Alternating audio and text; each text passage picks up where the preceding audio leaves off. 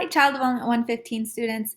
This is an informational video about some updates for the Service Learning Project with some directions that I've actually simplified to make it a little bit easier for you. So I wanted to go through these with you and show you what I've changed and to describe a little bit more about what to do. A lot of times students are really nervous about getting started with the service learning, but once you are started, it turns out to be the favorite part of this class. So I hope that you really enjoy the experience, but let me get you started here with this helpful information. So on Canvas, there are two spots that have some information about service learning. The first one is actually where I am now. If you go into modules, there's one in the first course information resources that says directions for service learning project. So this kind of has all the directions that you'll need. And this is what I'll come back and describe in a second. The other spot is in the assignment section, which is where you'll turn in the service learning paperwork and reflection papers.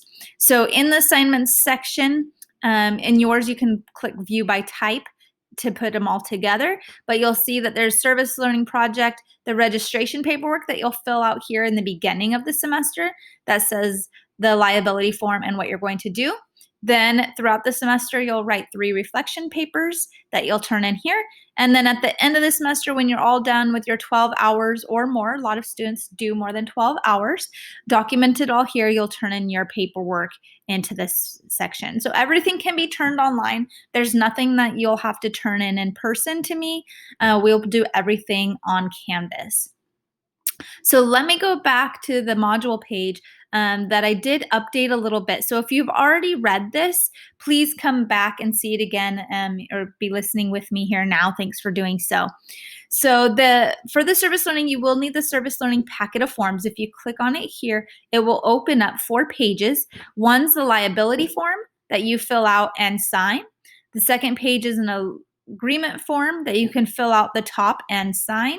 If you are going to do your service learning with an organization like a Boys and Girls Club, with a church or some type of childcare program or school, or other nonprofit like a food bank, then you'll put their information here. It's okay if you can't get a signature at this point. You can turn this page in without the signature.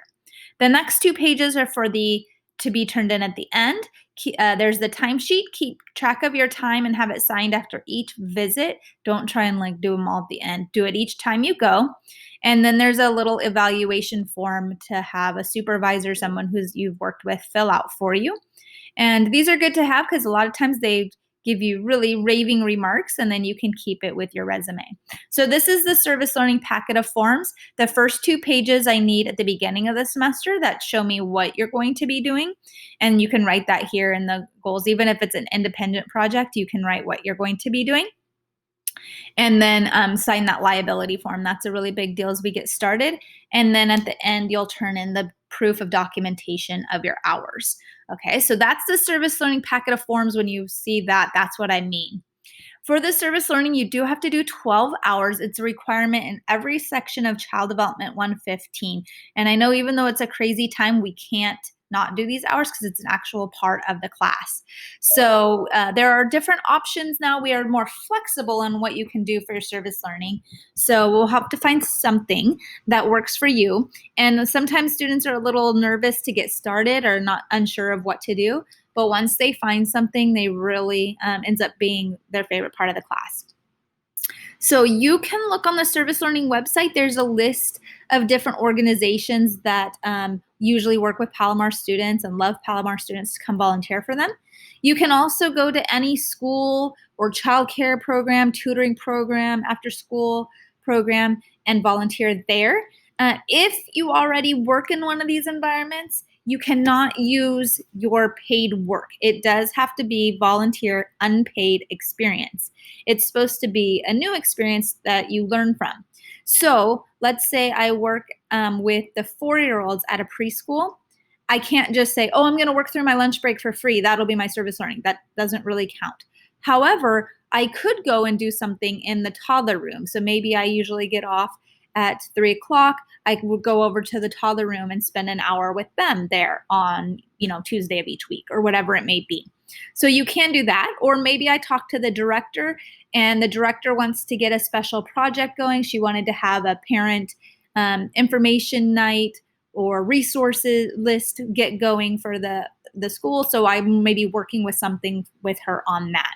So outside of your paid hours of work, you could use your work environment. Just use like a different age group or do a special project of some sort that isn't what you do as work each day. There's also a list, this independent service learning projects idea list.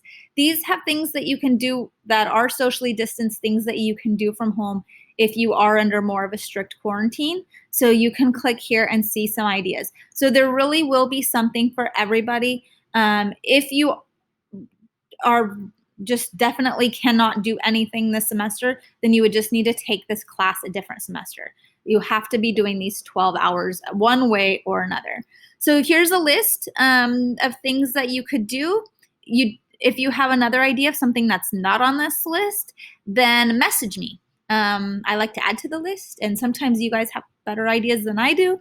So if you have other ideas of thinking about a way you can just make the world a little brighter, help somebody out, make your community a better, cleaner, safer, happier place, then that's what we're looking for here, okay? So if you do one of these independent projects, then it's not so easy to just use this timesheet. Like you can still do the liability form, you can still do the agreement form and tell me what you're going to do.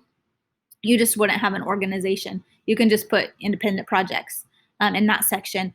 But instead of this timesheet, because you don't have a supervisor that's saying what you're doing, I would need you to provide me more proof of what you've done. So you can print out this sheet and use it or create your own, but you're going to describe what you're doing and then show some kind of proof. So if sometimes if it's working with one of your elderly neighbors, you could get their name and their phone number so I can document it with them. If you did one of these projects where you did some kind of cleanup, you can include photos. So a lot of things you could include photos. So something that shows what you've done, or if you created you wrote a story for children or something and you put it on YouTube, then you could include the story and you can include the link to the YouTube link that you did. So whatever you have that shows me what you did, if you're doing an independent project, keep track of that as you go. Don't try and remember, oh, I think 3 weeks ago I did this. Like write it down each time so it's nice and fresh in your mind. Okay. So that's what you can do if you're doing an independent project. So you decide, and it can even be a combination of both, but you can do whatever you need to do to gather up 12 hours. I do encourage you that if you want to, like if you're looking to get a job with children, try to find something where you are hands-on with children. If there's a certain preschool in your community that you are looking to get a job with, maybe go talk to them, even if they can't allow you to work with children at this point. Maybe, you could be doing deep cleans at the end of the week, or you could be creating some flyer that they need or bulletin board, and you can work on it when there's nobody else around. So at least that way they still learn who you are and see your happy face. And when there's a job opening, they might pick you. So think about either picking a service learning project that's something you're really passionate about, like working with people within your church or animals or food drives or something, or picking something that's more career oriented, maybe something that you think you'd like to get a job doing and you kind of get your foot in the door. So I am flexible for that, but I do want to know what you decide. So send me a message of what you're thinking as soon as you have an idea. And then once I say, yeah, that sounds great, then you can turn in those paperwork. Okay, so that first step's to figure that out. Send me a message. And then once I say, yes, that's great, then you can come to that assignment section. This will link you to the assignment where you turn in those first 2 pages of the form. So everybody, no matter what you're doing, you'll turn in the liability form and this agreement form, okay? If you're at a place, you'll put the information of the organization. If it's independent project, you'll just write independent project. So that's the second step there. The third step is to complete those hours. So go, get involved, keep track of what you're doing, take notes about what you're experiencing so you can write your reflection papers. There's individual directions of what goes in each of the 3 reflection papers, and you can find that in the assignment section where you turn in your reflection papers, as well as in your syllabus. And then when you're all done with all of your hours, if you have over 12 and you've been in organization, you can get extra credit about that or from your extra hours. But at least your 12 hours is when you'll submit your paperwork.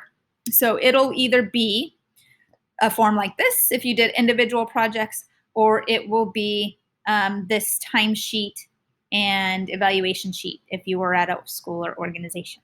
Okay, so when it's the end of the semester and it's time to turn in your hours, that is what you'll submit in the assignment section. So again, I'll give you announcements that will remind you of this and link you to it, but then you'll come, and when you log in, there'll be a submit button, so you can submit that. For these papers that you need to sign, like the liability form and the agreement form, you can either scan it and upload it, or you can just take a picture of it with your phone and then upload the pictures with your phone. So that is totally fine too. I mean, most people don't have a scanner, they just use their phone. Okay. So that, going back to the directions, that was the end of the directions. What changes I made were, usually we have you fill out forms on the Service Learning website, and I'm not requiring that this semester. You're just going to turn things here on Canvas. If you need proof of your Service Learning hours in the future, I can come get it back off Canvas and verify that for you. However, if you would like your Service Learning hours logged with the Service Learning department, because if you've done Service Learning in other classes and you're trying to get 50 or 100 hours total in your time at Palomar, if you do, you can wear certain ropes or cords at graduation. So if you're trying to build up your Service Learning hours with the college, or you want that more officially documented with the college for some kind of scholarship or transcript or transfer type thing, then you can also, at the end of the semester, and I'll remind you of this, you can fill out the Service Learning completion form on their website and send your paperwork to Service Learning department as well. So then they have it and I have it.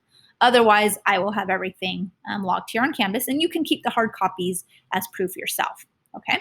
So this is the breakdown of points, the 6 points for getting those initial agreement form and liability form turned in, and that means you're kind of have a plan of what you're doing, and that's wonderful. And then you'll get 24 points for the 12 hours and turning in all your forms, and then each reflection paper is worth 20 points, so that's 60 points. So 90 points of the class are related directly to Service Learning, as well as your position paper and advocacy paper will relate to Service Learning. So there's no way to pass the class without doing Service Learning, because so much of it is tied to your Service Learning experience. But it actually turns out to be the easiest part of the class and the most fun. So just please trust me on that one for now as you get started. Once you're started, it kind of gets rolling and is pretty easy going. But if you have any questions or problems along the way, please message me. Just don't wait to pick where you're going to go, because sometimes it takes a little while to get things coordinated. So start now picking where you're going to go, and then you can get going with these steps of turning in all the documentation along the way. And if you have questions along the way, certainly let me know. So this page I did a little updates to. I also did some updates to pages, I believe 8 and 9 in the syllabus, that just took out a few things, like that. There's more forms that I was requiring that I'm not now. So I simplified these pages 8 and 9 in your syllabus. So if you're looking back at your syllabus, I did make a little bit of changes. The changes are what I just described in this video. So hopefully this video is very helpful. Hopefully the simplified information is helpful. And if not, if you have any further questions, just let me know. Thanks so much.